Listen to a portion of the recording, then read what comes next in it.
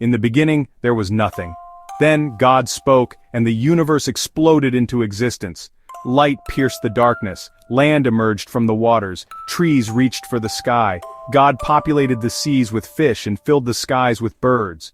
He covered the land with animals, each unique and wondrous. On the sixth day, God created humanity. He formed Adam from the dust of the ground and breathed life into him.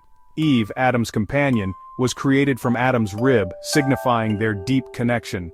God gave them dominion over the earth, entrusting them to care for his creation.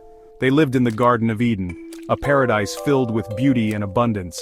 God walked with them in the cool of the evening, their fellowship unbroken. Humanity was set apart from all other creatures. God created them in his image, bestowing upon them the capacity for love, reason, creativity, and a longing for relationship with him. He gave them free will, the ability to choose to follow him and experience the fullness of life he intended. In the garden, harmony reigned. The world was good and humanity lived in perfect communion with their Creator.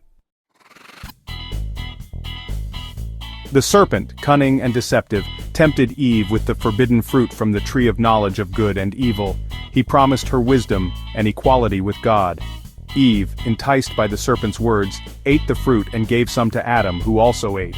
In that moment, everything changed. Their innocence vanished. Shame washed over them. They hid from God, their relationship fractured. With their disobedience, sin entered the world, casting a long shadow over all creation. The consequences were immediate and devastating. The harmony of Eden was shattered. Pain, suffering, and death became part of the human experience. Adam and Eve were banished from the garden, their paradise lost.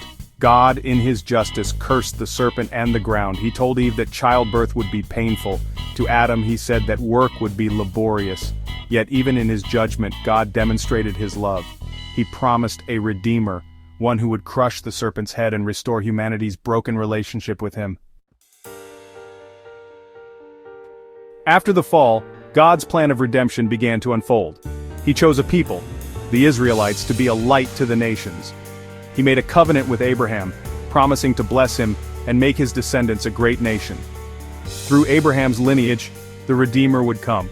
God remained faithful to his promises, even when his people strayed. He delivered them from slavery in Egypt through Moses, who received the 10 Commandments on Mount Sinai. These commandments provided a moral compass, a way for God's people to live in right relationship with him and each other. David, a shepherd boy who became king, prefigured the coming Messiah. A man after God's own heart, David's reign was marked by both triumph and tragedy, mirroring the human experience. Throughout the Old Testament, God raised up prophets who spoke his words, warning his people of their sin and reminding them of his promises. The prophets foretold a coming Messiah, a king who would reign with justice and righteousness. He would be a light to the Gentiles, bringing salvation to all nations. These prophecies offered glimpses of hope, pointing towards a future day when God's kingdom would be established on earth.